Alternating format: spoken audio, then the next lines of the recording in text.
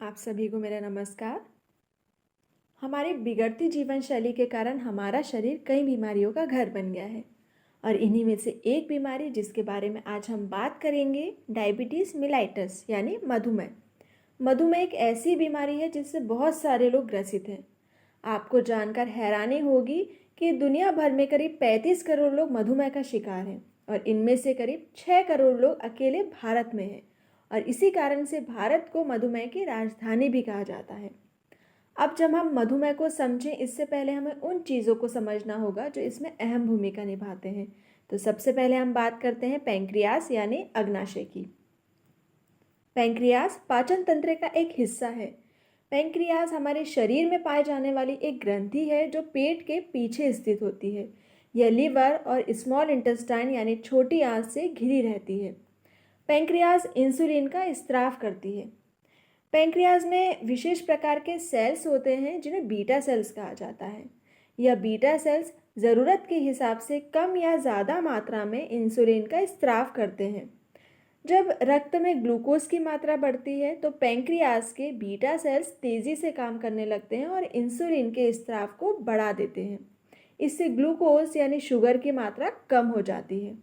इस प्रकार पैंक्रियाज यानी अग्नाशय ब्लड में ग्लूकोज की मात्रा को नियंत्रित करने का काम करते हैं। अब ग्लूकोज को समझ लेते हैं कि यह हमारे शरीर में किस प्रकार काम करता है। जब हम खाना खाते हैं तो खाने के बाद हमारा भोजन शुगर में टूट जाता है।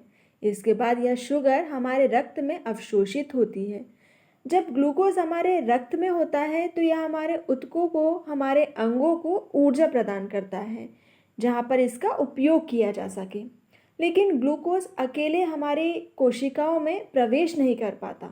इसको हमारी कोशिकाओं तक पहुँचने के लिए ज़रूरत होती है इंसुलिन की।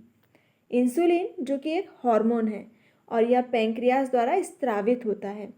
पैंक्रियास इंसुलिन को हमारे रक्त में रिलीज करता है। यहाँ पर इंसुलिन हमारी बंद कोशिका भित्ति को खोलता है और ग्लूकोज को उसके अंदर प्रवेश कराता है।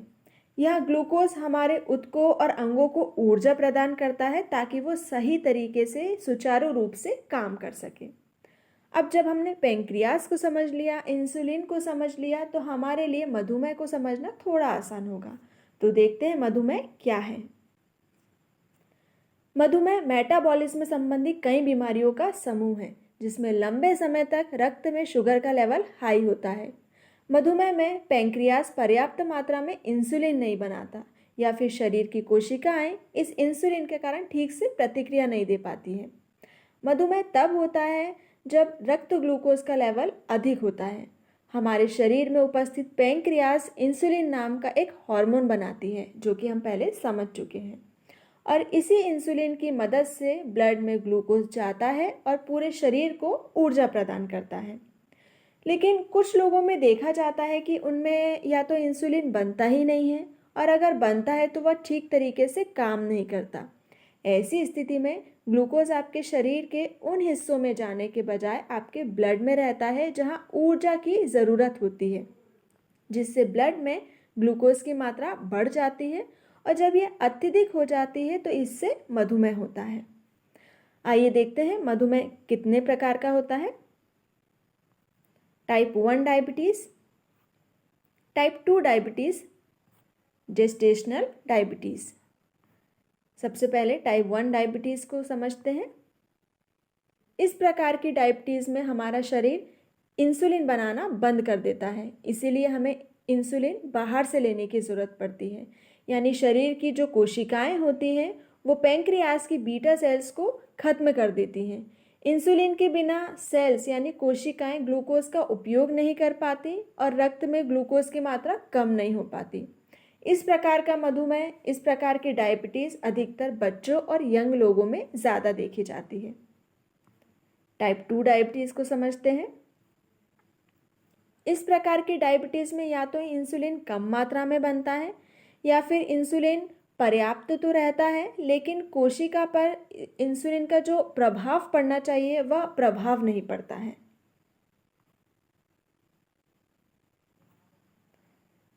तीसरा जेस्टेशनल डायबिटीज़। इस प्रकार की डायबिटीज़ महिलाओं को प्रेगनेंसी यानी गर्भावस्था के दौरान प्रभावित करती है। मधुमेह के कारणों को देखते हैं। पहला कारण है स्ट्रेस। अधिक तनाव में रहने के कारण मधुमेह की समस्या हो जाती है। दूसरा, ओबेसिटी यानी मोटापा। अधिक मोटापा एवं वजन बढ़ने के कारण भी मधुमेह रोग हो सकता है। तीसरा, लैक ऑफ एक्सरसाइज यानी रोज़ाना शारीरिक गतिविधियां या व्यायाम नहीं करने से भी मधुमेह हो सकता है। अब हम मधुमेह के लक्षणों को देखते हैं कि क्या क्या लक्षण हमें मधुमेह के दौरान दिखाई देते हैं। बार बार यूरिन होना, बार बार प्यास लगना, बार बार भूख लगना, थकान व कमज़ोरी महसूस होना, धुंधला दिखाई देना, हाथ पैरों में सुन्नपन होना, मुंह का सूखना, यूरिन में संक्रमण होना। अब जब हमने मधुमेह को समझ लिया, इसके कारणों को देख लिया, इसके लक्षणों को देख लिया, तो अब हम बात करते हैं कि प्राकृतिक चिकित्सा के द्वारा मधुमेह को कैसे मैनेज किया जाता है, या प्राकृतिक चिकित्सा में ऐसे कौन से उपचार हैं जो मधुमेह में मदद करते हैं। तो सबसे पहले हम बात करते हैं आहार चिकित्सा के बारे में। आहार चिकित्सा में हम प्लेट मेथड द्वारा अपनी डाइट को विभाजित करते हैं, जिसमें हम सुनिश्चित कर सकते हैं कि किन खाद्य पदार्थों का सेवन हमें कितना लेना है।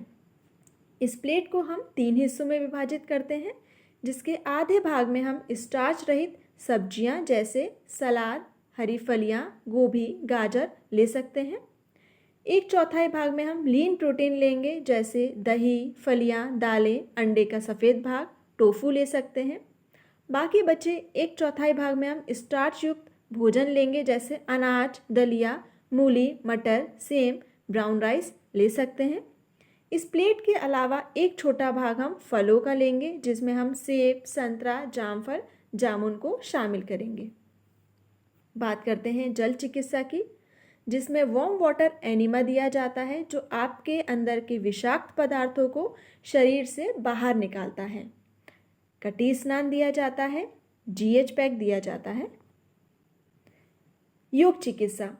नियमित योग अभ्यास से न केवल रक्तचाप को कम करने में मदद मिलती है, बल्कि यह ग्लूकोज के स्तर में सुधार, इंसुलिन संवेदनशीलता में वृद्धि और ब्लड ग्लूकोज को कम करता है।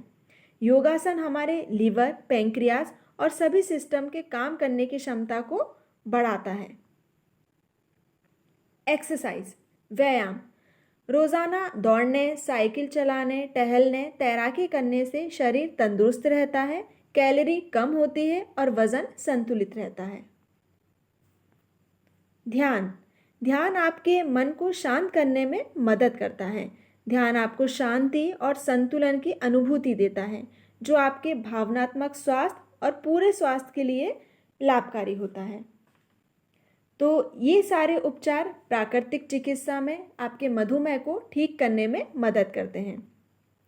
अगर हम मधुमेह को एक बीमारी की तरह ना लेकर इसे अपनी ज़िंदगी का हिस्सा माने, तो इससे निपटना आसान होता है। और यदि आपको मधुमेह है तो आपको डरने की कोई ज़रूरत नहीं है। ज़रूरत है तो बस थोड़ी सी केयर की, इसके प्रति सजगता की और अपनी जीवन शैली में बदलाव लाने की। अगर इसे आज अनदेखा करेंगे तो भविष्य में यह आपके लिए हानिकारक हो सकता है। इसीलिए सतर्क रहिए, सचेत रहिए, क्योंकि स्वस्थ रहने से ज़्यादा अच्छा कोई स्वाद नहीं है। Thank you.